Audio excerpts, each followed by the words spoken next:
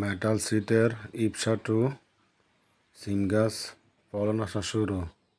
নতুন করে আবার মেটাল সিট ইপসা টু 12 মাসে চাষ করা যায়।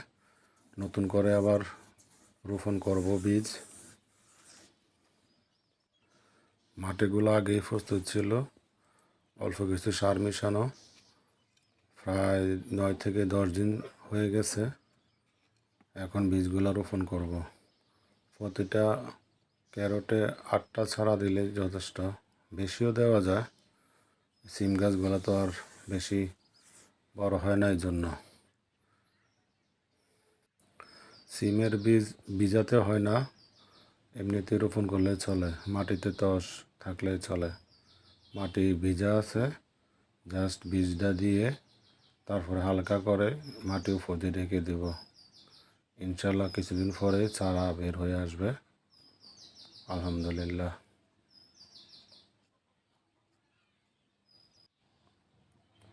চারা বের হওয়ার পর বাকি যত্ন নিতে হবে, ওষুধ প্রয়োগ করতে হবে।